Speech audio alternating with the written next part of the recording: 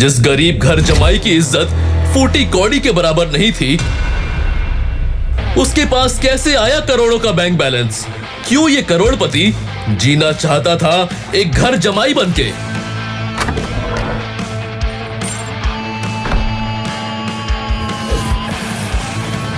अब तुम नौकरों से ये काम कराओगे? वो नहीं करेंगे तो तुम करोगे। आज तक मुझसे भी तो यही करवाया।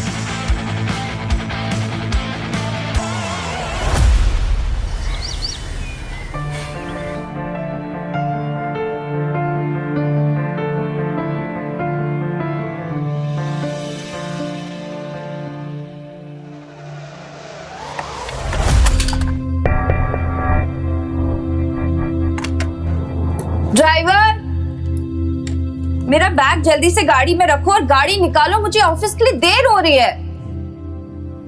ये ड्राइवर पता नहीं कहां मर गया और ये नक्श वो भी पता नहीं सुबह से कहां है। काम के टाइम ना सब पता नहीं कहां मर जाते हैं। बड़बड़ाते हुए अनिका ने आईने में देखकर जल्दी से अपने बालों को एक और बार संवारा और पीछे मुड़कर देखा तो वहां ड्राइवर की जगह नक्श खड़ा था। अनिका, मैं वो रमनीक भाई ज्वेलर्स के पास तो गया था। लगता है तुम्हारे ये जो ज्वेलरी सेट है उसको थोड़ा टाइम लग सकता है, शायद 1-2 दिन और। सॉरी मैम, थोड़ा लेट हो गया। थोड़ा लेट हो गया? पूरा दिन बैठ के टाइम पास करते रहते हो। मजाल है कि तुम लोग एक काम अच्छे से कर दो, कोई ना कोई बहाना बनाते रहते हो। तुम सब के सब ना एक जैसे हो, काम चोर। सॉरी मैम, आगे से ऐसे नहीं होगा। Sorry my foot. You better be on time tomorrow. ये कहने के बाद जैसे ही अनिका अपना बैग उठाने लगी तो नक्श अनिका की मदद करने के इरादे से बोला, अब मैं ले लेता हूं। नहीं। नक्श चुपचाप खड़ा उसे कमरे से जाते देखते रह गया था। कुछ देर शांत खड़े रहने के बाद जैसे ही नक्श पीछे मुड़ा, उसकी नजर टेबल पर रखी एक फाइल पर पड़ी। अनिका वो फाइल अपने बैग में रखना भूल गई थी। जब हड़बड़ाते हुए नक्श तेजी से अनिका की तरफ बढ़ा तो वहीं पास में सोफे पर बैठी अनिका की कजन भाग्या की नजर उस पर पड़ी। उसने नक्श के रास्ते में अचानक से अपनी टांग अड़ा दी। ओह माय गॉड, ये तुमने क्या किया? मैंने क्या किया? मैं तो अनिका वो अपनी फाइल भूल गई थी तो मैं उसे फाइल देना चाहता था, रास्ते में ये अचानक आ गई और आप ये अच्छा, तो अब साहबजादे के रास्ते के बीच में मैं आ गई, इसमें भी मेरी गलती है ना? बड़ी माँ आप ठीक है ना? कोई जल्दी से डॉक्टर बुलाओ। इस आदमी ने बड़ी माँ पे गरम गरम चाय गिरा दी। बच्ची, मुझे पता है तुझे मेरी बहुत फिक्र है, पर मैं ठीक हूँ, मुझे डॉक्टर की कोई जरूरत नहीं है। बस इस निठल्ले आदमी ने मेरी साड़ी खराब कर दी। जो शिट, बड़ी माँ की इतनी महंगी साड़ी खराब कर दी। ये आपकी एक्सक्लूसिव कलेक्शन की है ना बड़ी माँ? एक तरफ भाग्या बात का बतंगड़ बना रही थी तो दूसरी तरफ नक्श ने देखा कि अनिका वापस अंदर आ रही है। अनिका नक्श को देखे बिना ही घर से बाहर निकल गई। बस अनिका की एक प्यार भरी झलक के लिए तरस गया था नक्श। ब्रेकिंग न्यूज, गुजरात की सबसे बड़ी कंस्ट्रक्शन फर्म का भविष्य है खतरे में। क्या भानुशाली ग्रुप ऑफ इंडस्ट्रीज उभर पाएगा इतने बड़े नुकसान से? अब कौन संभालेगा भानुशाली ग्रुप ऑफ इंडस्ट्रीज की बागडोर? जानने के लिए बने रहे हमारे साथ only on Tech One News पर।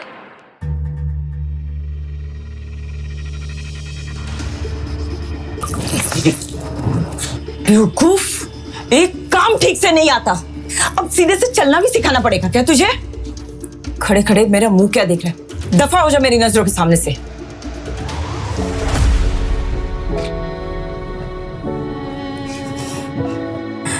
पता नहीं क्या सोचकर तेरे काका ने अनिका का हाथ इस आदमी के हाथ में दिया।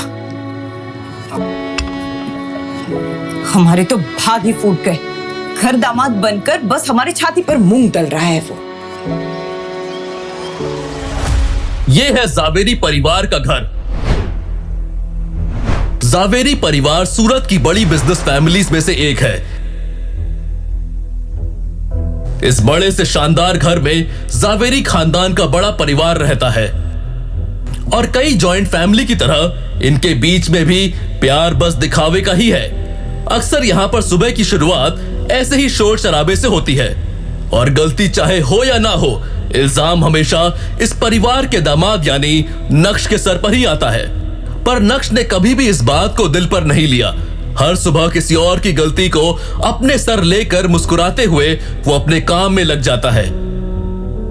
उसने चित्रा की तरफ देखा तो उसकी नजर वहीं पास में खड़े नौकर पर पड़ी, जो नक्श को दया की नजर से देख रहा था, लेकिन नक्श के चेहरे पर एक शिकन भी नहीं थी। ब्रेकिंग न्यूज, गुजरात की सबसे बड़ी कंस्ट्रक्शन फर्म का भविष्य है खतरे में। क्या भानुशाली ग्रुप ऑफ इंडस्ट्रीज उभर पाएगा इतने बड़े नुकसान से? अब कौन संभालेगा भानुशाली ग्रुप ऑफ इंडस्ट्रीज की बागडोर?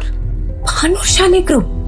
अरे भानुशाली ग्रुप तो सूरत का ही नहीं बल्कि पूरे गुजरात का सबसे बड़ा बिजनेस एम्पायर है। इनके साथ ऐसा कैसे हो सकता है? इनके साथ तो हम एक नया प्रोजेक्ट शुरू करने का सोच रहे थे। बड़ी माँ परेशान क्यों हो रहे हो? क्या पता हमारे लिए एक अच्छा साइन हो। मुझे तो लगता है हमें इनके नए सीईओ के साथ डील क्रैक करने की कोशिश करनी चाहिए।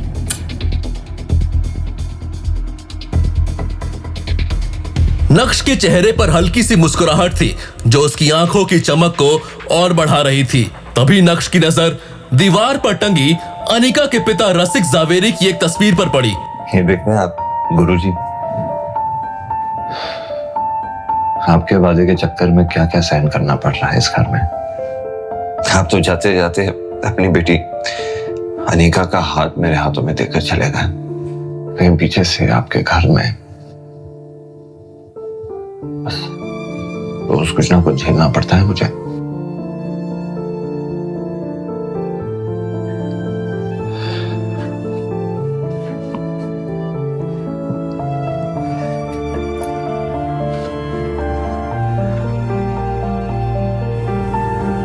लेकिन मैं भी ढीठ हूं गुरुजी।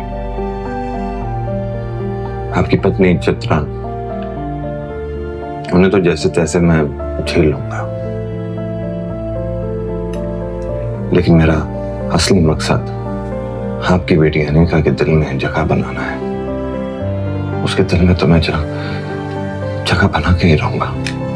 एक तरफ नक्श अपने गुरुजी से बात करने में लगा था तो दूसरी तरफ नक्श का मोबाइल लगातार वाइब्रेट कर रहा था, मगर नक्श तो अपने ही ख्यालों में गुम था, इसलिए उसका ध्यान ही नहीं गया और वो बाथरूम में शावर लेने चला गया। नहाते हुए भी नक्श के दिमाग में बस भानुशाली ग्रुप ही चल रहा था। नक्श इस बात से अनजान था कि उसके फोन पर किसका कॉल आ रहा है, लेकिन यकीन मानिए वो कॉल नक्श की पूरी जिंदगी बदलने वाला था। बस नक्श को फोन उठाने की देर थी। नहाने के बाद जब नक्श बाथरूम से बाहर आया तो उसका फोन दोबारा वाइब्रेट होने लगा, लेकिन इससे पहले कि नक्श को एहसास होता इस बार भी फोन कट गया था।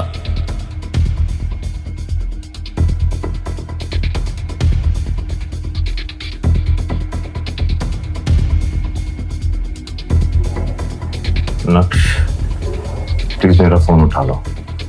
मैं जानता हूं कि तुम अब भी मुझसे नाराज हो, लेकिन कुछ अर्जेंट बात करनी है।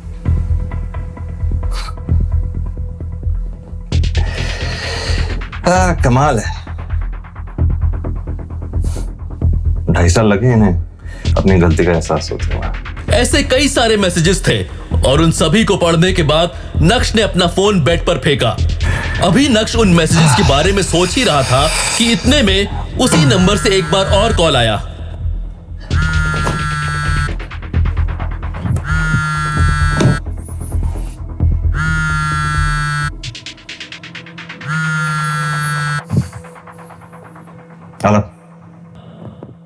हेलो नक्श बेटा।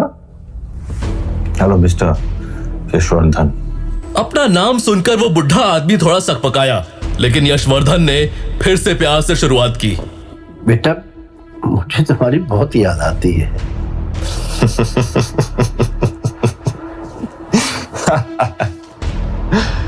वो क्या है ना मिस्टर यशवर्धन, आपकी बात की दाद देनी पड़ेगी, क्योंकि आपको 2.5 साल लग गए मेरा हालचाल पूछने के लिए। अब ख्याल है आपको मेरा? बेटा, इन 2.5 सालों में एक एक दिन एक एक रात मैंने कैसे गुजारी ये मैं ही जानता हूँ। मैंने कैसे अपने आप को संभाला है मैं बता नहीं सकता हूँ बेटा। शायद मैं यही डिजर्व करता था। जो कुछ भी मैंने किया या मैंने अपनी आंखों के सामने होने दिया, शायद ये उसी का नतीजा है। बेटा मैं तेरी तस्वीर देखकर रोता रहता हूँ और अपने आप को कोसता रहता हूँ कि मेरी आंखों के सामने ये अन्याय कैसे होता रहा। नक्श को यशवर्धन की बात सुनकर रत्ती भर भी भरोसा नहीं हुआ। वैसे मार्केट में क्या खबर फैली है ये मैं जानता हूँ। ये सुनते ही यशवर्धन एकाएक खामोश हो गए, जैसे मानो नक्श ने उनकी चाल पकड़ ली हो। लोग तो तरह तरह की बातें बनाते रहते हैं। इस बार उनकी आवाज में चिंता साफ सुनाई पड़ रही थी। बेटा मैंने काम की बात करने के लिए फोन नहीं किया, बस मुझे तेरी आवाज सुननी थी। मैं जानता हूँ तेरा दिल कितना बड़ा है, चाहे कितनी भी बड़ी गलती क्यों ना हो, तू अपने मन में बैर रखने वाला नहीं है। कुछ लोग ना अच्छे दिल वालों को बेवकूफ समझने की गलती कर देते हैं, पर आप ठहरे यशवर्धन भानुशाली, आप तो ऐसी कभी गलती कर ही नहीं सकते। क्यों, सही कह रहा हूं ना मैं? ये सुनकर यशवर्धन समझ गए थे कि उनका काम इतनी आसानी से नहीं पूरा होगा। आप लोगों ने जो कुछ भी मेरे साथ किया उसे माफ करके मैं आगे बढ़ चुका हूं, लेकिन जो कुछ भी आप लोगों ने मेरे साथ किया उसे मैं कभी भुला नहीं सकता। तो प्लीज मुझे डिस्टर्ब करना बंद कीजिए, क्योंकि हमारा कोई रिश्ता नहीं है। मेरा पोता इतना कठोर तो नहीं था। आपको मेरी बात नहीं समझ आ रही। मैं अपनी जिंदगी में खुश हूँ, आप मुझे आपके साथ कुछ लेना देना नहीं है। आपका मेरा कोई रिश्ता नहीं है, और आप क्यों मुझे वापस उसी जगह बुलाना चाह रहे हैं जहां मुझे सिर्फ दर्द और तकलीफ मिली? क्या तेरा दिल नहीं करता है मेरी सूरत देखने को, मुझे मिलने को? बेटा एक बार मुझे मिल ले, अब फिर पता नहीं मेरे पास कितने दिन बचे। यशवर्धन बहुत अच्छे से जानते थे कि नक्श चाहे अपना दिल जितना भी सख्त कर ले, लेकिन इस बात पर वो पिघल ही जाएगा। नक्श स्ट्रॉन्ग हेडेड था, पर निर्दयी नहीं। ठीक है, एक और आखिरी बार बस। थैंक यू बेटा, थैंक यू। मैं तेरी सारी फेवरेट डिशेस बनवा के रखूंगा, जो भी तुझे पसंद है। मैं घर नहीं आ रहा, बाहर मिलेंगे आपके ऑफिस में, बिना किसी तामझाम के। हाँ हाँ ठीक है ठीक है। तो कल मिलते, मैं अपनी गाड़ी तुम्हें लेने के लिए भेज दूंगा। उसकी भी कोई जरूरत नहीं है, क्योंकि मुझे पता है कि भानुशाली ग्रुप ऑफ इंडस्ट्रीज का ऑफिस कहाँ है। मैं पहुंच जाऊंगा। बीते 2.5 सालों में कभी भी यशवर्धन ने नक्श से कांटेक्ट नहीं किया था। 2.5 सालों से नक्श भानुशाली ग्रुप से भी बाहर था, तो अब जब भानुशाली ग्रुप डूब रहा है तो यशवर्धन को नक्श की याद क्यों आ रही थी? ये सोच सोचकर नक्श और भी ज्यादा कंफ्यूज हो रहा था। तुरंत ही नक्श ने अपना लैपटॉप बाहर निकाला और इंटरनेट की हेल्प लेते हुए भानुशाली ग्रुप में चल रहे हलचल जानने की कोशिश की। ऐसे तो नक्श के हाथ में भानुशाली ग्रुप को लेकर कुछ हाथ नहीं आया, लेकिन उसके हाथ में ऐसा कुछ आ गया जिसे देखने के बाद नक्श की आंखों की चमक 4 गुना बढ़ गई थी। सचिन,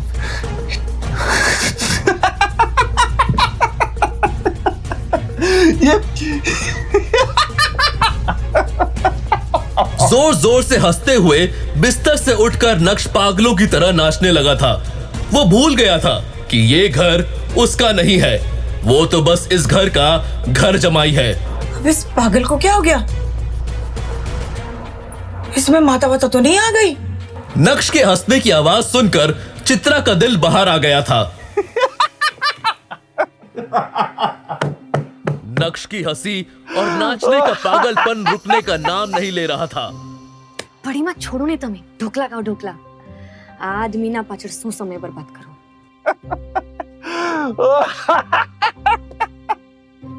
सुबह से शाम हो गई, लेकिन रह रहकर नक्श का पागलपन अभी भी जावेरी खानदान के घर में सुनाई दे रहा था। वो अलग बात है कि अब उस पागलपन को सुनने वाला कोई नहीं था। अचानक नक्श को ऑफिस में देखकर भानुशाली ग्रुप के एम्प्लॉयज शॉक्ड हो गए। अरे देखो देखो, ये तो नक्श है ना, लेकिन ये यहाँ क्या कर रहे हैं? मैंने तो सुना है कि आजकल ये गरीबों से भी बदतर जिंदगी जी रहा है। अभी लोगों के बीच में कानाफूसी चल ही रही थी कि तभी एक आदमी ने कहा, मुझे लगता है कि ये बड़े साहब से नौकरी मांगने आया होगा। एक तरफ भानुशाली ग्रुप के कुछ लोग नक्श का मजाक बना रहे थे, तो दूसरी तरफ कुछ ऐसे भी लोग थे जिन्हें नक्श के डैड पर बहुत भरोसा था और वो सभी नक्श को देखकर बहुत खुश थे।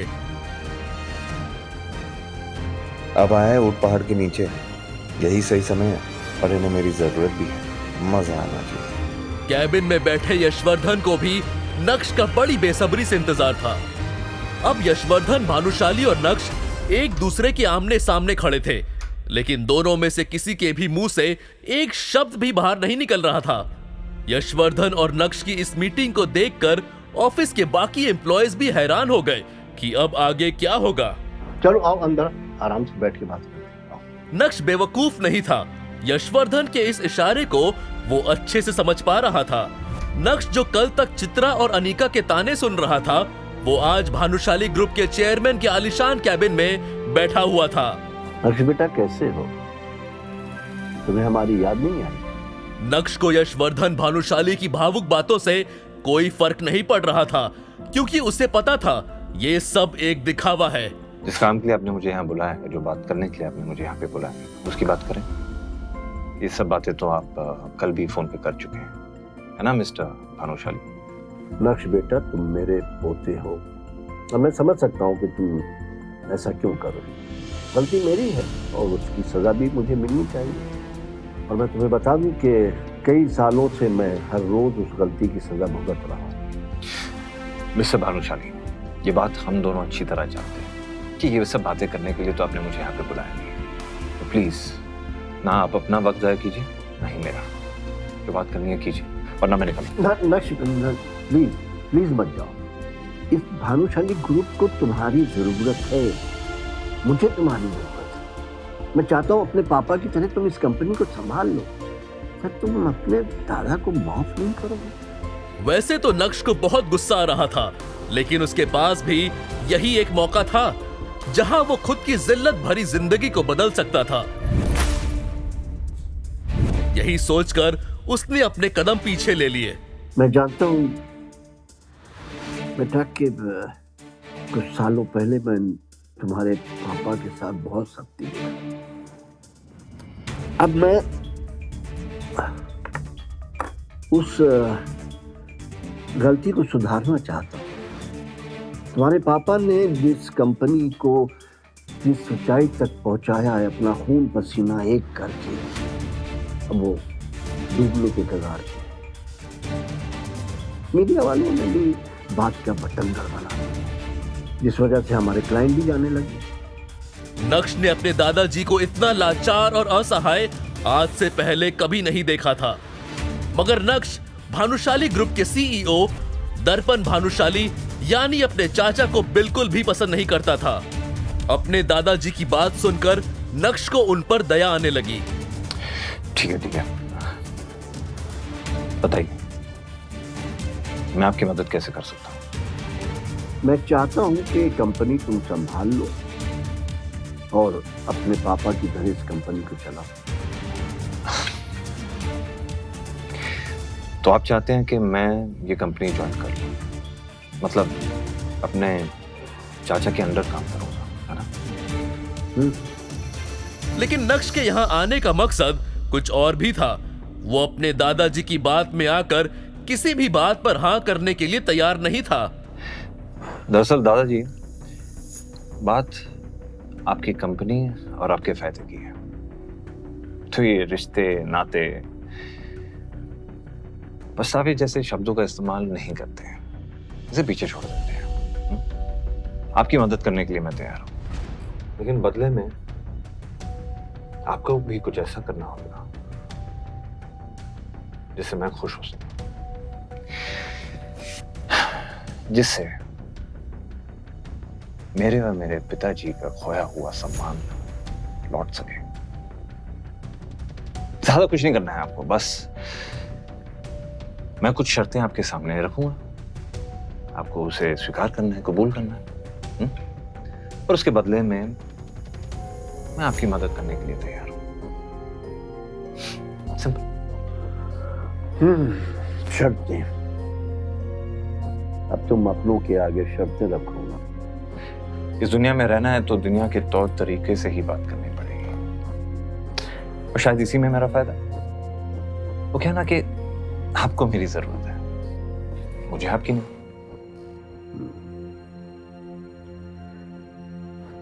ठीक है, तुम्हें मुझसे क्या चाहिए? ये आपने की ना फायदे की बात। सबसे पहली शर्त, अब इस कंपनी में मैं दोबारा तभी लौटूंगा जब इस कंपनी का सीईओ मैं बनूंगा, ठीक उसी तरह जिस तरह मेरे चाचा ने मेरे पिताजी की जगह ले ली थी। मैं ये बात तो जानता था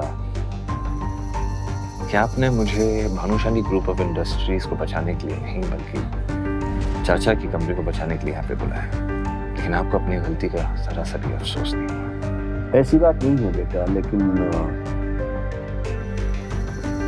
अच्छा ये बताओ तुम्हारी बाकी की शर्तें क्या हैं? मेरी दूसरी शर्त यह है दादाजी कि इस कंपनी को मैं तभी ज्वाइन करूंगा जब इस कंपनी में काम करने की मुझे पूरी फ्रीडम मिलेगी। इस कंपनी में कितने पैसे आ रहे हैं, कितने पैसे जा रहे हैं, सब मेरी जुरिस्डिक्शन के अंदर होगा। सब ये समझ लीजिए कि अब ये कंपनी मेरे हिसाब से चलेगी। तुम्हारी शर्तें सुनकर लग रहा है कि जैसे कि तुम मुझसे कोई बदला ले रहे हो। मौके के दस्तूर को नक्श अपने हाथों से नहीं जाने दे सकता था, इसलिए आज कठोर होकर उसने दिल की सारी भड़ास अपने दादाजी के सामने बाहर निकाल दी थी। और किस्मत देखिए, आज समय भी नक्श का साथ देता हुआ नजर आ रहा था। नक्श का ये रूप यशवर्धन ने पहली बार देखा था। उन्होंने तो नक्श को बहुत सीधा साधा समझा था और उन्हें लगा था कि नक्श से बात करना बहुत आसान होगा, लेकिन मिलने के बाद उनकी सोच पूरी तरह से गलत साबित हुई थी। शायद उन्हें भी समझ आ गया था कि नक्श को सब पता चल गया है। वैसे क्या पता चल गया है, उसके लिए आपको थोड़ा और इंतजार करना होगा। मैं नहीं जानता कि तुम्हारी इन शर्तों से तुम्हारे चाचा पर क्या गुजरेगी, लेकिन मुझे तुम्हारी शर्तें मंजूर हैं। अगले हफ्ते से तुम भानुशाली ग्रुप के सीईओ की पोस्ट पर ज्वाइन कर सकते हो।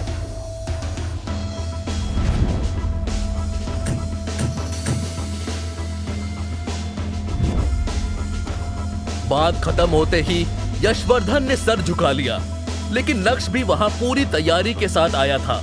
इसलिए नक्श ने अपने दादाजी के सामने एक अग्रीमेंट पेपर रखा और उसे साइन करने के लिए कहा। ये क्या है? क्या तुम्हें मुझ पर भरोसा नहीं है? अब जो कुछ भी मेरे परिवार पे गुजरा है उसके बाद तो आपके साइन पे ही मुझे भरोसा है। वैसे आपके लिए भी एक कॉपी लेके आया हूं, बस ज्यादा सोचिए मत, फॉर्मेलिटीज को पूरा करते हैं। आखिरकार हूं तो मैं आपका पोता ही, है ना? पर अपने पोते के लिए इतना तो कर ही सकते हैं, और इस बहाने शायद आपका पछतावा तो मत हो जाए। मुस्कुराते हुए नक्श भी कैबिन से बाहर चला गया और जाते जाते अग्रीमेंट पेपर की कॉपी को यशवर्धन के हाथ में थमा चुका था। 4 साल पहले कॉलेज पास आउट होने के बाद जब नक्श ने अनिका के पापा के साथ काम करना शुरू किया था, तब सिर्फ अनिका के पापा ही थे जो ये जानते थे कि नक्श का पूरा नाम नक्श भानुशाली है। इतना ही नहीं, कॉलेज की पढ़ाई के दौरान उसके दोस्तों को भी उसके बारे में कोई जानकारी नहीं थी।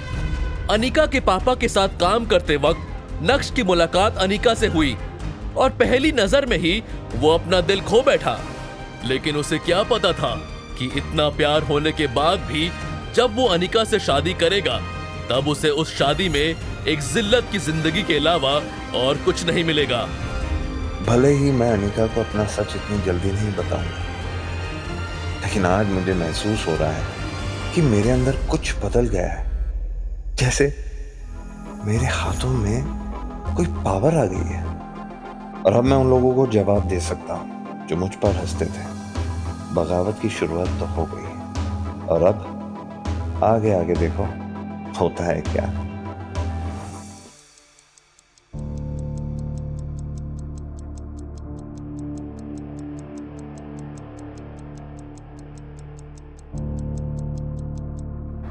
मॉम, मैं सोच रही थी आज ये महाशय को ऑफिस लेकर जाऊं, पर ये घर पे ही नहीं है। और मेरी किस्मत इतनी फूटी हुई क्यों है? आपने मेरी शादी इस गधे से क्यों कराई है? शू करे छे? तुझे ऊपर जाने की बहुत जल्दी है। ऊपर जाने की? नहीं, बिल्कुल नहीं। तो शांति से बैठ ना, क्योंकि तेरे सवालों का जवाब ऊपर तेरे पप्पा दे सकते हैं। तेरे साथ साथ मेरी भी किस्मत फूट गई। कम ऑन मॉम, ये कैसा जोक है? जोक? मजाक मैं कर रही हूँ या तू? पिछली बार उसको ऑफिस लेके गई थी तो याद है ना क्या हुआ था? फिर से उसको लेके जाके अपना मजाक उड़वाना चाहती है? आप बहुत फिक्र करती हो। आपको क्या लगता है मैं गधी हूँ? मैं उसको लेके जाऊंगी और वापस अपनी बेइज्जती कराऊंगी? वैसे बस ऑफिस तक लेके जाऊंगी, अंदर आने नहीं दूंगी। फिर वो ज्वेलरी शॉप में जाएगा, मेरा नेकलेस लेगा और घर वापस आ जाएगा। और वैसे भी इससे ज्यादा मैं उसके साथ टाइम स्पेंड नहीं कर सकती। अभी चित्रा और अनिका नक्श को बुरा भला कह ही रहे थे कि तभी नक्श वहां आ गया। भाई साहब का एटीट्यूड देखने लायक था। जब अनिका ने देखा कि नक्श उसे इग्नोर करता हुआ अपने कमरे की तरफ जा रहा है, तो अनिका को और भी ज्यादा गुस्सा आ गया। ये लो, आ गए साहबजादे नैन मटक्का करके। मॉम अभी नहीं, प्लीज प्लीज, मुझे ऑफिस के बहुत लेट हो रहा है और विहान मेरा वहां पे वेट कर रहा होगा। विहान का नाम सुनते ही नक्श के चेहरे का रंग फीका पड़ गया। देखो, आज तुम्हारी काम चोरी की बात हो रही है और तुम आ गए। मैं तुम्हें आखिरी मौका दे रही हूँ, तुम मेरे साथ ऑफिस चलो, उसके बाद ज्वेलर शॉप से मेरा सेट उठाना और फिर घर वापस आ जाओ। देख क्या रहे हो? चलो अब, तुम्हारे वजह से ऑलरेडी मुझे बहुत लेट हो गया।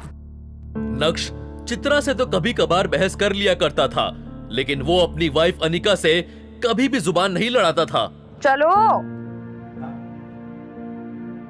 अनिका और नक्श कुछ ही देर में अनिका के ऑफिस पहुंच गए।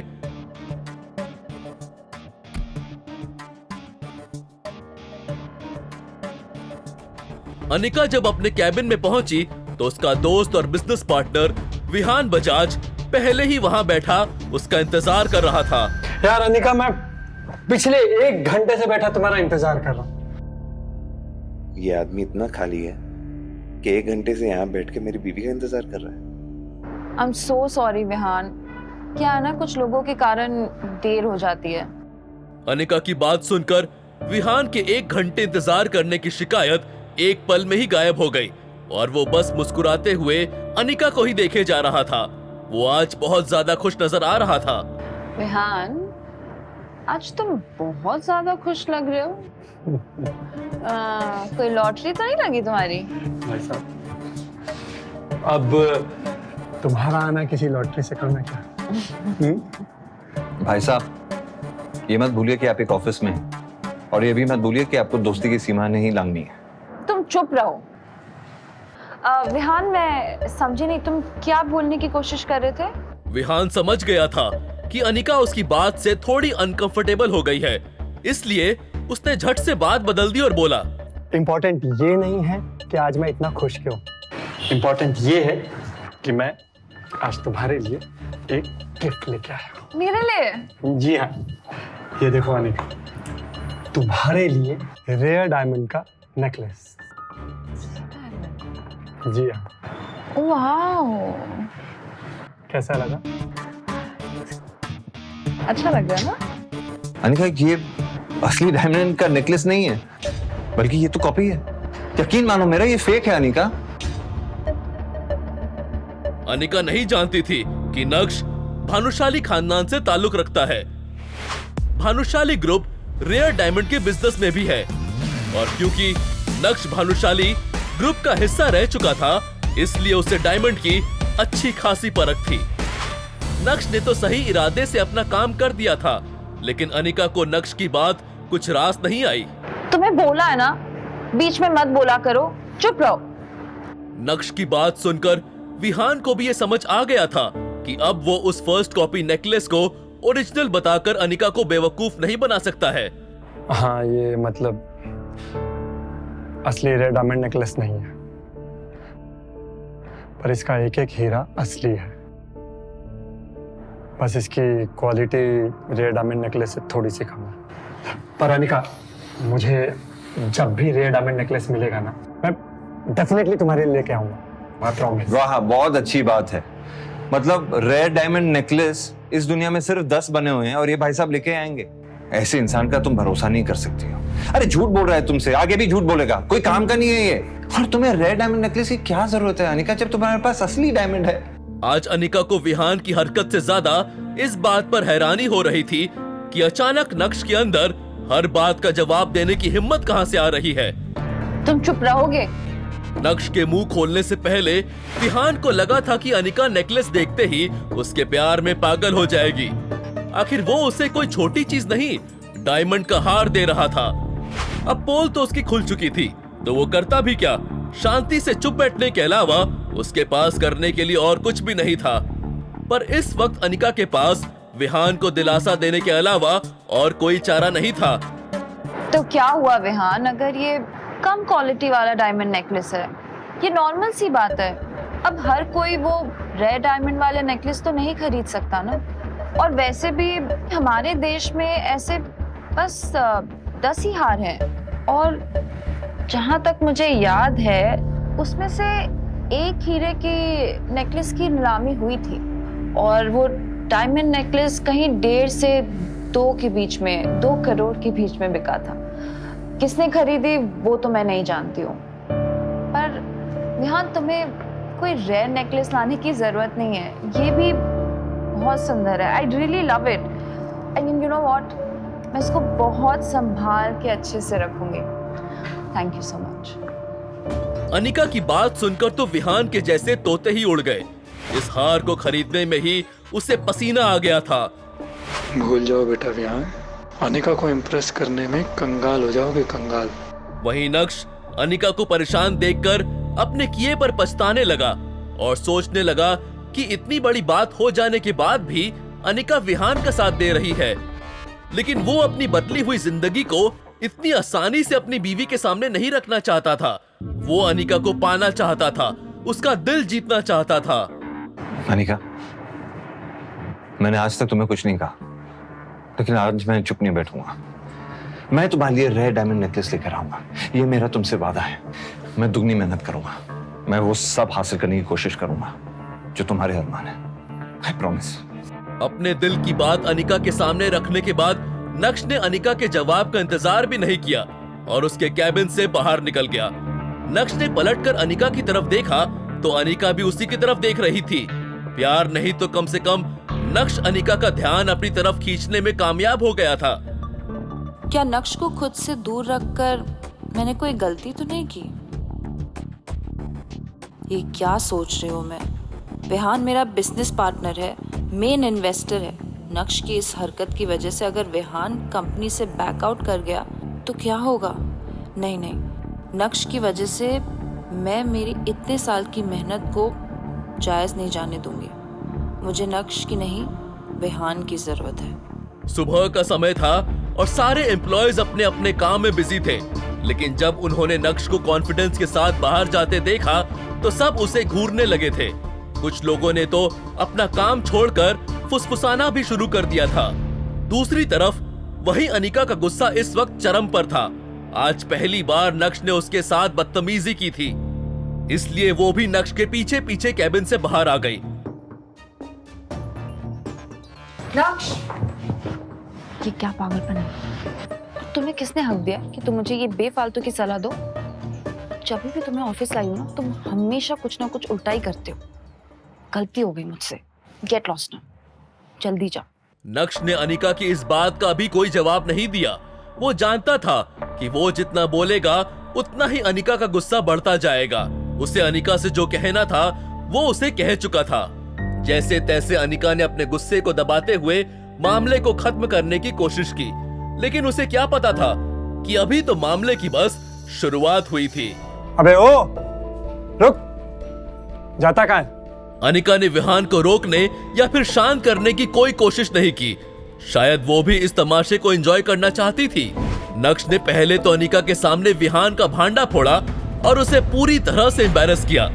उसके बाद नक्श ने अपनी ही बीवी को सलाह भी दे डाली, जो पिछले 2.5 सालों में उसने पहले कभी नहीं दी थी। लेकिन अनिका की खरी खोटी सुनने के बाद अब नक्श कोई बात नहीं करना चाहता था।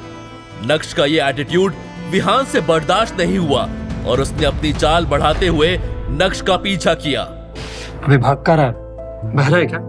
तब से आवाज दे रहा हूँ, सुनाई नहीं दे रहा है तुझे? नक्श ने उसकी बात का कोई जवाब नहीं दिया। अबे तू है कौन? तेरी औकात क्या है? तूने मेरे सामने मेरे गिफ्ट का मजाक उड़ाया। मैं दावे के साथ कह सकता हूँ तू मार्केट में जाके खुद को बेच भी देगा ना, तब भी वो नकली हार नहीं ला पाएगा।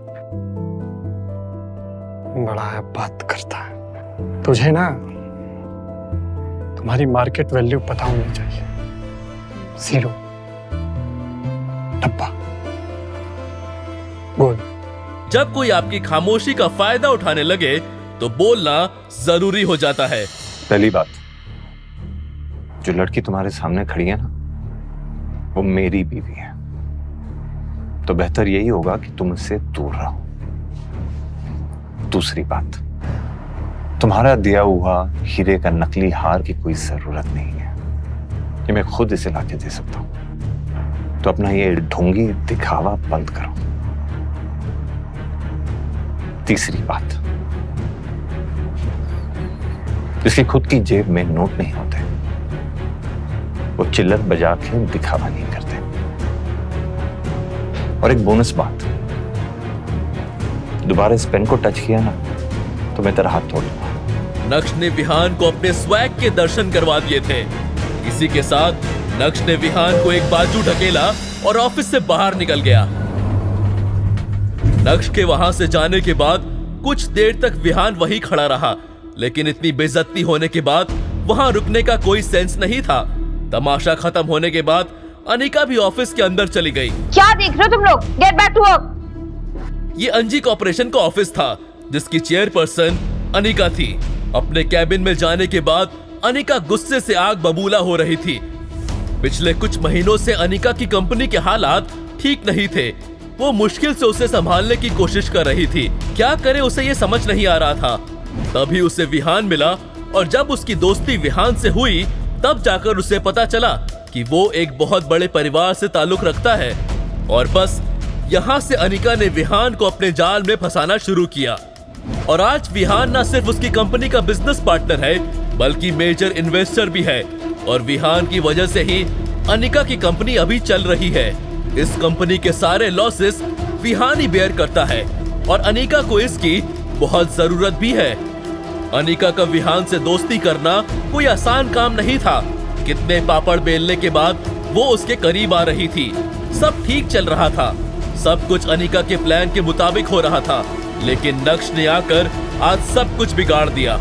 जो लड़की तुम्हारे सामने खड़ी है वो मेरी बीवी है। क्या जरूरत थी उसे विहान को ऐसा कुछ कहने की? हार भले ही नकली था, लेकिन ये सब कहकर उसका ईगो हर्ट करने की क्या जरूरत थी? अब पता नहीं वो उसकी कंपनी में अपना पैसा इन्वेस्ट करेगा या नहीं। अगर वो आज नक्श को अपने साथ नहीं लेकर आती तो अभी विहान उसके साथ बैठा होता। अंजी कॉर्पोरेशन के ऑफिस से बाहर आकर नक्श काफी खुला खुला महसूस कर रहा था और नक्श इस शुरुआत को बरकरार रखना चाहता था। तभी अचानक से नक्श का फोन बजा और जब उसने स्क्रीन पर अपने दादाजी का नाम देखा तो उसके चेहरे पर चालाकी वाली मुस्कान आ गई थी। Mister Bhanushali, what a coincidence. मैं भी आपको फोन ही करने वाला था और देखिए आपका फोन आ गया। अच्छा नक्श बेटा, तुम्हें अपने दादाजी की याद आ गई? अच्छा मजाक कर लेते हैं दादाजी। आपने मुझे फोन किया है तो जरूर कुछ इंपॉर्टेंट काम होगा। वैसे मैं भी आपको एक बहुत ही खास काम के लिए फोन करने वाला था। ठीक है, तो काम की बात कर लेते हैं। अगले हफ्ते तुम भानुशाली ग्रुप के नए सीईओ की कुर्सी पर बैठने वाले हो, तो मैंने तुम्हारी ये खास आदमी से मीटिंग फिक्स की है। एड्रेस तुम्हें व्हाट्सएप कर दिया है, तो तुम मुझसे कल मिल लेना। मुझे किसी को भी मिलने में कोई प्रॉब्लम नहीं है, लेकिन आपको भी मेरी 2 शर्तें पूरी करनी होगी।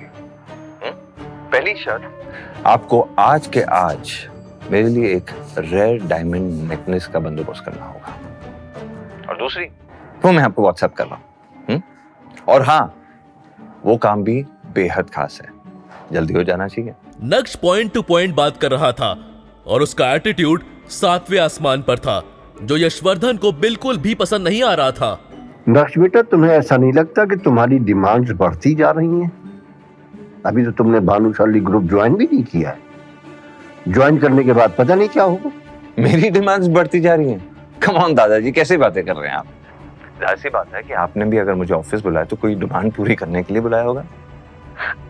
It's always give and take दादाजी, आखिर तो आपका ही खून हूं ना मैं, और मेरी डिमांड पूरी हो जानी चाहिए। ये काम बेहद खास है, व्हाट्सएप कर रहा हूँ, जस्ट गेट इट डन। तुम बहुत नक्श उन्हें अपनी गलती का पूरा एहसास करवा रहा था और यशवर्धन उस एहसास में दबते हुए नजर आ रहे थे। फोन रखते ही नक्श ने देखा कि उसे व्हाट्सएप पर 3 मैसेजेस आए हुए हैं। एक उसके दादाजी का था और बाकी के दोनों उसकी बीवी अनिका के थे। अनिका ने उसे 10,000 रुपए भेजे थे और लिखा था, नक्श, तुमने कपड़े खरीदे? मैंने तुम्हें बोला था ना कि हम फैमिली गैदरिंग में जा रहे हैं, प्लीज भिखारियों जैसे मत आना। दरअसल अनिका के घर में आज फैमिली डिनर पार्टी थी और पिछली बार नक्श की वजह से उसे काफी कुछ झेलना पड़ा था, इसलिए उसने नक्श को इस बार पहले ही पैसे भेज दिए, जिससे जावेरी खानदान और बाकी के गेस्ट के बीच नक्श को लेकर कोई बात ना हो, वरना चित्रा और अनिका को अपना मुंह बंद करना पड़ जाता है। अनिका बेबी, अब तुम्हारे 10,000 रुपए की मुझे कोई जरूरत नहीं। मन ही मन सोचते हुए नक्श ने अपनी दूसरी शर्त को यशवर्धन तक पहुंचा दिया था। हटो। भाई साहब, golden domain society. Golden domain society Surat की ही नहीं बल्कि गुजरात की सबसे लग्जरियस सोसाइटीज में से एक थी और इस सोसाइटी से पूरे सूरत की खूबसूरती को नापा जा सकता था।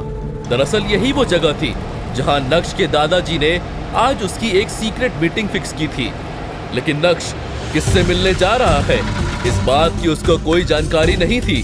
उसने सोचा ही नहीं था कि जिस इंसान से वो मिलने आया है वो कोई और नहीं बल्कि उसका चाचा दर्पण भानुशाली होगा।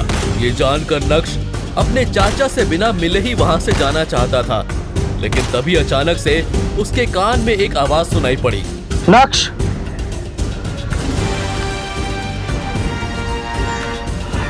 पिछली बार 2.5 साल पहले लगभग मिला था तुमसे, एंड आई मस्ट से पहले से काफी अच्छे और कॉन्फिडेंट लग रहे हो।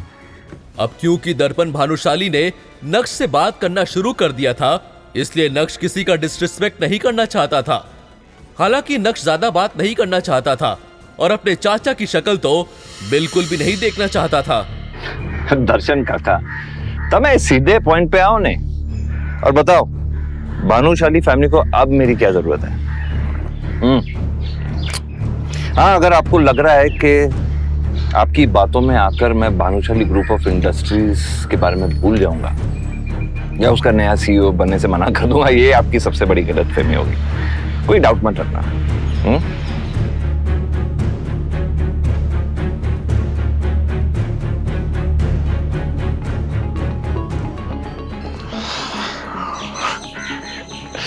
सूत हूं दर्शन काका, शायद आप ये बात भूल रहे हैं कि आप मुझे ज्यादा परेशान करना अफोर्ड नहीं कर सकते, क्योंकि अब भी खेतान एंटरप्राइजेस के शेयर्स मेरे नाम पे हैं। ये शेयर्स तो आप जानते हैं ना, जो आपने दादाजी और पापा को लेने से मना किया था। और ये शेयर्स आपके लिए कितने इंपॉर्टेंट है और भानुशाली ग्रुप ऑफ इंडस्ट्रीज के लिए कितने इंपॉर्टेंट है, अच्छी तरह जानते हैं। तो दर्शन काका, अगर मुझे गलती से भी कुछ हो गया ना, तो जो कुछ भी आप चाहते हैं मुश्किल से मिल पाएगा, शायद कभी भी नहीं। तो आइंदा मुझे रोकने की कोशिश मत करना। भानुशाली ग्रुप ऑफ कंपनीज पूरे गुजरात में एक बड़ा नाम था। छोटे से बड़ा हर बिजनेसमैन को भानुशाली ग्रुप की सारी जानकारी थी। 4 साल पहले मार्केट में उन्हें कंपटीशन देने के लिए कोई भी नहीं था, क्योंकि उस समय भानुशाली ग्रुप का सीईओ नक्श के पिता यानी जितेन भाई भानुशाली थे। जितेन भाई को बिजनेस की सारी एबीसीडी पता थी और यही वजह थी कि उन्होंने खेतान एंटरप्राइजेस के 40% शेयर्स खरीद लिए थे। उन्हें पता था कि आगे का मार्केट कैसी करवट लेगा और वो उसका पूरा फायदा उठाना चाहते थे। लेकिन ये बात दर्पण भानुशाली और यशवर्धन भानुशाली को पसंद नहीं आई और बिना कुछ सोचे समझे उन दोनों ने मिलकर जितेन भाई भानुशाली को भानुशाली ग्रुप से बाहर का रास्ता दिखा दिया। जितेन भाई के जाने के बाद नक्श के चाचा दर्पण भानुशाली ने भानुशाली ग्रुप के सीईओ की कुर्सी संभाल ली।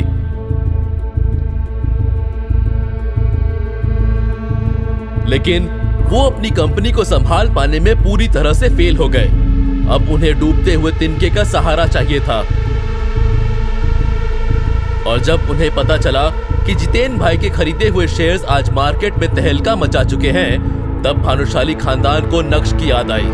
अब आप लोगों को पता चल ही गया होगा कि नक्श के अंदर ये पावरफुल चेंजेस क्यों और कैसे आ रहे हैं। जी हाँ, नक्श के दोनों हाथ घी में जो हैं और अब नक्श से कोई मुकाबला भी नहीं कर सकता है। नक्श की बात सुनकर उसके चाचा दर्पण एकदम शॉक्ड रह गए थे। उन्होंने सोचा नहीं था कि नक्श को खेतान एंटरप्राइजेस के बारे में सब कुछ पता होगा। वो नक्श को कच्चा नींबू समझ रहे थे और नक्श निकला पका हुआ बादाम। अब उनके पास नक्श से उलझने के लिए कोई वजह नहीं थी। गोल्डन डोमेन सोसाइटी से बाहर आने के बाद जब नक्श ने अपना फोन चेक किया तो उसके व्हाट्सएप पर उसके एक दोस्त का मैसेज था। अबे तू कहाँ रह गया? आ रहा है ना, लेट मत कर। आखिर नक्श कहाँ जाने वाला था? नक्श के किस दोस्त की एंट्री होने वाली है?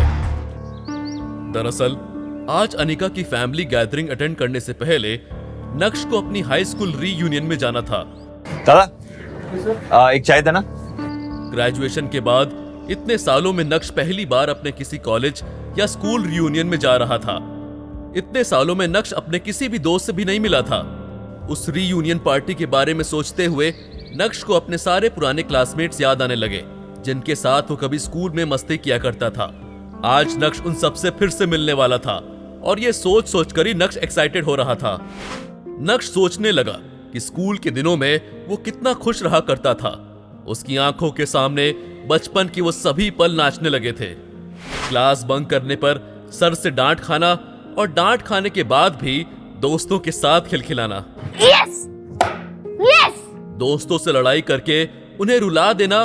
छोड़, जान दे, पापा से बचा दे मेरी प्रिंसिपल की। और फिर उसके बाद जब दोस्त गुस्सा होकर बात करना बंद कर दे तो उसे जाकर सॉरी बोलना। बचपन भी कितना मासूम था। इन बच्चों को देख के अपनी पुरानी दिन याद आ रही है। वो बचपन की दिनें जब हम स्कूल जाया करते थे। आज तो वो दिन भी खत्म हो गई। ठीक है सर, चलते हैं। नक्श को इस समय स्कूल में की हुई सारी मस्ती याद आ रही थी। उसे ये भी एहसास हो रहा था कि वो इस दुनिया से कितनी अलग थी। सच में यार, वो भी क्या दिन थे। किताबों का बोझ कंधों पर होने के बावजूद भी वो जिंदगी कितनी खुशनुमा थी। ये सोच सोचकर नक्श के चेहरे की मुस्कान और भी ज्यादा निखर गई थी। नक्श को यकीन नहीं हो रहा था कि वो इतना जल्दी बड़ा हो गया है। ऐसा लग रहा था जैसे ये सब तो जैसे अभी कल की ही बात है। इतना ही नहीं, स्कूल के दिनों में पनिशमेंट के चलते बेंच पर खड़े होकर खिलखिलाना, क्लास की हर लड़की को दोस्त की भाभी बताना, इस सब में कितना मजा आता था। दोस्तों के साथ कैंटीन की पेटीज और समोसे खाने जाना और फिर इस बात पर लड़ाई करना कि आज पार्टी कौन देगा। स्पोर्ट्स खेलना, दोस्तों से पढ़ाई में कंपटीशन करना। स्कूल भी जैसे अपने आप में ही एक पूरा संसार था। ना दुनिया का डर था और ना ही दुनिया से लड़ने की ख्वाहिश थी। स्कूल के दिनों में नक्श जितना खुलकर जी रहा था, शायद ही उसके बाद उसे जिंदगी को कभी इतना खुलकर जीने का मौका मिला। नक्श इन ख्यालों के साथ अभी आगे बढ़ ही रहा था कि तभी उसे अचानक कुछ याद आया। यूनियन में तो शिवानी भी मिल सकती है। दरअसल शिवानी वो लड़की थी जिसे नक्श स्कूल के दिनों में पसंद करता था। हटो। और उसके करीब जाने के लिए उसने काफी पापड़ भी बेले थे। हाय, मैं नक्श हूं। लेकिन जब शिवानी को इस बारे में पता चला तो उसने नक्श को खूब भला बुरा कहा। शिवानी केमिस्ट्री टीचर की बेटी थी और स्कूल में तब आई थी जब नक्श 7th क्लास में पढ़ता था। नक्श को आज भी याद है कि कैसे उसके सारे क्लासमेट्स शिवानी को देखकर बोलते थे। सभी शिवानी से बात करने की चाह रखते थे, और रखते भी क्यों ना, शिवानी थी ही इतनी सुंदर। तो फिर क्या था, नक्श को भी उससे पहली नजर में पहला प्यार हो गया था। लेकिन वो अलग बात है कि नक्श उसके साथ कभी अपनी केमिस्ट्री सेट नहीं कर पाया था। नक्श के सारे दोस्त उसे शिवानी के नाम से चिढ़ाते भी थे। शिवानी, तुम्हारे लिए ये सब क्या है? तुम्हारी हिम्मत कैसे है मुझे रोज देने की? देखना, एक दिन मैं इतनी बड़ी सुपर स्टार बनूंगी ना, ऐसे लोग मेरे आगे पीछे घूमेंगे। जाओ यहाँ से। एक बार डांट खाने के बाद नक्श के दिमाग से शिवानी का सारा भूत उतर गया था और उसने दोबारा कभी शिवानी के करीब जाने की कोशिश नहीं की थी। देखना, एक दिन मैं इतना बड़ा आदमी बनूंगा ना कि सब मेरे आगे पीछे घूमेंगे। यही वजह थी कि स्कूल वाले प्यार की ये कहानी स्कूल खत्म होने के साथ ही खत्म हो गई थी। स्कूल के बाद एक दो बार नक्श ने शिवानी को फेसबुक और इंस्टाग्राम पर देखने की भी कोशिश की थी, पर अनिका से मिलने के बाद उसकी ये खोज खबर भी खत्म हो गई। हालांकि अब शिवानी के लिए नक्श के दिल में कोई जगह नहीं थी, लेकिन फिर भी वो दोबारा शर्मिंदा होने से बचना चाहता था। नक्श को शिवानी से मिलने का डर तो था ही, पर वो रीयूनियन पार्टी के लिए लेट नहीं होना चाहता था। उसे जल्दी से जल्दी तैयार होकर पार्टी के लिए निकलना था। अब नक्श पहले वाला नक्श नहीं रहा था। भले ही वो अभी टैक्सी से ट्रैवल कर रहा था, लेकिन उसके अंदर एक गजब का कॉन्फिडेंस आ गया था। दूसरी तरफ अंजी कॉर्पोरेशन में अनिका मीटिंग रूम से बाहर आ रही थी। वो काफी सीरियस लग रही थी कि तभी उसने कुछ एम्प्लॉयज को बातें करते सुना, और वो सब लोग नक्श के बारे में ही बात कर रहे थे। यार मैं तो हंसते हंसते मर जाऊंगी। दुनिया में इतने अजीब आदमी भी होते हैं क्या? मतलब तेवर तो देखो इसके, करता धरता कुछ नहीं है और आ गया यहाँ और हमारी मैडम को गुस्सा दिला दिया। मुझे तो लगा था कि मैडम उसको छोड़ देगी, लेकिन ये तो उल्टा खुद मैडम के सर पर नाच रहा है। मुझे तो कभी कभी लगता है कि उन दोनों की शादी हो कैसे गई। अरे शादी छोड़ो, 2 साल में उनका डिवोर्स कैसे नहीं हुआ? अनिका ये देखकर हैरान थी कि कैसे उसके यहाँ काम करने वाले एम्प्लॉयज ने उसका ही मजाक बनाकर रख दिया है। आज मैं थोड़ा जल्दी आ गई ना ऑफिस, तो मैंने उस आदमी को मैम के पीछे पीछे जाते हुए देखा। पहले तो मुझे लगा वो नौकर है, लेकिन बाद में उसके तेवर जो बदले हैं बाबा। वो बोल रहा था कि विहान सर ने दिया हुआ डायमंड नेकलेस नकली है। तुम्हारा दिया हुआ हीरे का नकली हार की कोई जरूरत नहीं है, कि मैं खुद इसे लाके दे सकता हूँ। मतलब सोचो, जिस आदमी ने जीवन में हीरे देखे भी नहीं होंगे, वो जोरी बना घूम रहा है। अरे तुम लोगों को याद है पिछले साल ये आदमी आया था अपना स्कूटर लेके यहाँ पे, तब तो इसे देखकर लग रहा था कि ये अपने टूटे हुए स्कूटर को ठीक भी नहीं कर पाएगा, और अब जोरी बनके हीरा परखने चला है। भाई वाह, मैडम के आदमी को तो झूठे नंबर 1 का टैग दे देना चाहिए। अरे यार कोई नहीं, झूठ बोलकर बेचारा इनको तसल्ली दे रहा होगा। तुम लोग खामखा उस गरीब के पीछे पड़ गए। तभी अचानक से उमा ने देखा कि अनिका उनकी सारी बातें सुन रही थी। सॉरी मैम, हम लोग तो बस यूं ही। इससे आगे बोलने की हिम्मत उमा के पास भी नहीं थी। अनिका ने कुछ भी नहीं कहा, और सभी के वहां से जाने के बाद अनिका भी अपने दिल में गुस्सा भरकर चुपचाप वहां से निकल गई थी। जब अनिका अपने कैबिन में गई तो उसके लिए अपने गुस्से को काबू में रखना बहुत मुश्किल हो रहा था। उसे समझ नहीं आ रहा था कि वो अपने गुस्से का क्या करे। जब अनिका बेकाबू हो गई तो उसने अपने हाथ में पकड़े कॉफी मग को पूरी ताकत से दीवार पर दे मारा। अनिका के मन में ये भी चल रहा था कि आखिर नक्श की वजह से उसे और कितना बेइज्जत होना पड़ेगा। पापा, मैं तो आपकी सबसे प्यारी बेटी थी ना। मैंने तो सोचा था कि आप मेरे लिए जो भी सोचोगे, जो भी चुनोगे, अच्छा ही चुनोगे। इसीलिए मैंने कभी किसी को डेट नहीं किया, किसी के साथ रिलेशनशिप में नहीं आई, न शादी की शर्त रखी।